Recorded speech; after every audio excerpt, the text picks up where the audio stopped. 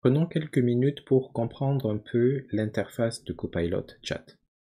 Donc là, je suis dans mon portail Microsoft 365. Je vais lancer l'application Copilot Chat en cliquant ici sur le lien de son icône. Et lorsque je vais être sur l'interface, voici à peu près ce que je devrais obtenir.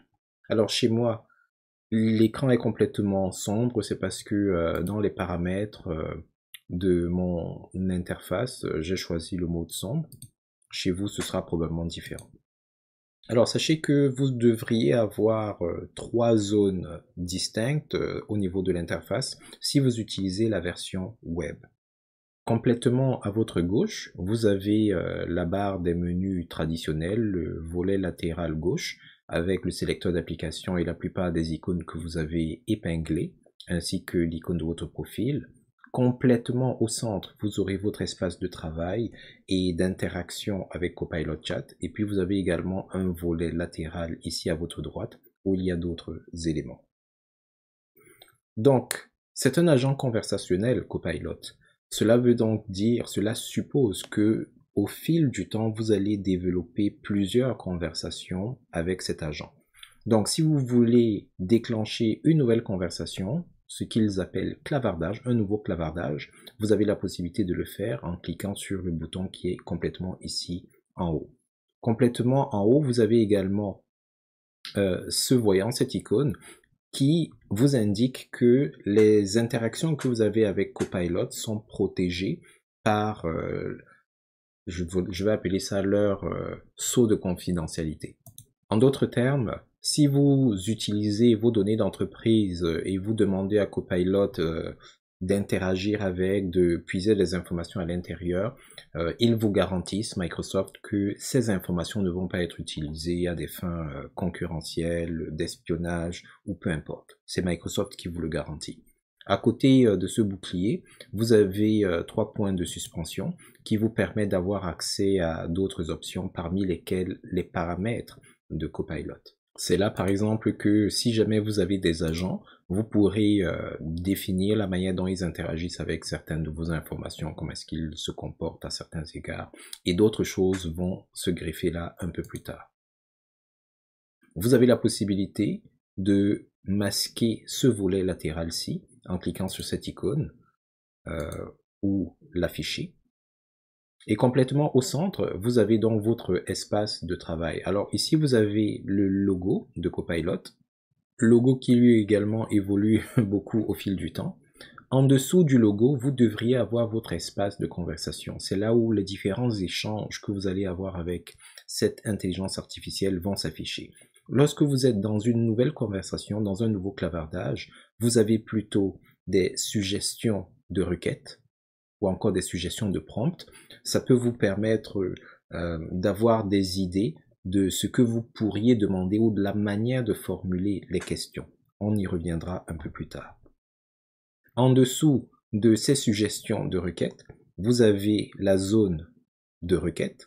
C'est dans cette zone-là que vous allez saisir vos requêtes, que vous allez poser vos questions, que vous allez discuter avec Copilot.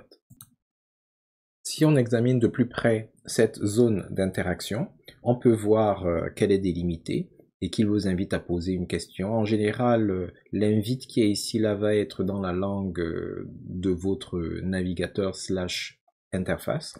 En dessous, vous avez un compteur de caractères. Le nombre de caractères auxquels vous avez droit va dépendre de plein de choses, notamment du plan dans lequel vous ou votre entreprise êtes. Donc ici, on peut constater que je peux lui poser une question comportant jusqu'à 8000 caractères. Vous avez également ici une icône qui vous permet d'ajouter des fichiers parce que oui, vous pouvez envoyer des fichiers à Copilot, fichiers dont il va se servir, ou plutôt fichiers dont le contenu va servir à peut-être alimenter les réponses qu'il va vous donner, etc. À côté du trombone, il y a parfois l'icône arrobase qui symbolise les différents agents. Si jamais vous avez des agents, vous pouvez demander à Copilot de diriger votre requête, votre prompt à un agent en particulier pour que cet agent-là effectue le traitement demandé. Pour le moment, nous n'avons pas d'agent, donc l'icône en question n'est pas là. Et lorsque vous avez fini de formuler votre requête, vous pouvez cliquer sur le bouton qui ressemble à un avion pour envoyer la requête à Copilot. Au-dessus de la boîte de suggestions, vous avez un lien qui s'appelle afficher les requêtes. Ce que ce lien-là va faire, c'est que ça va vous présenter une galerie de requêtes qui sont des modèles de requêtes. Et ces modèles de requêtes, leur avantage, c'est de vous montrer toute la variété de questions que vous pouvez poser à Copilot, la manière de les poser, les domaines dans lesquels ces questions peuvent être. C'est un peu comme le complément des quelques suggestions que vous avez ici. Donc si on clique là, vous voyez qu'on a donc la galerie de requêtes et elle est beaucoup plus intense que les quelques requêtes qui sont là. Il y en a vraiment plusieurs. Vous pouvez les filtrer par tâche ou par secteur. Et lorsque votre interaction avec Copilot grandit et qu'à un moment donné vous sauvegardez vos requêtes, vous serez capable parfois de filtrer également pour voir vos requêtes.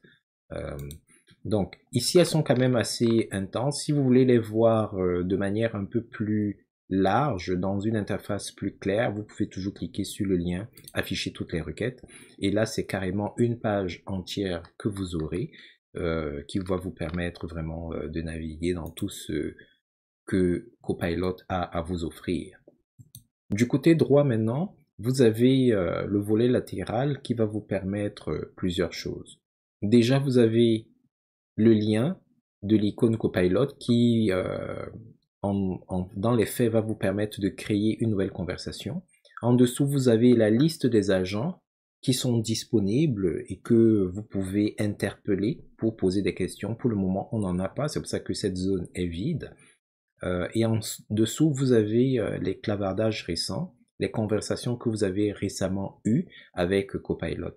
Vous pouvez les garder, ce qui vous permet de revenir même des jours ou des semaines plus tard pour soit voir les résultats de ces conversations, soit les alimenter, les bonifier, afin de demander à l'intelligence artificielle d'aller peut-être un peu plus loin dans les réponses qui vous ont été fournies.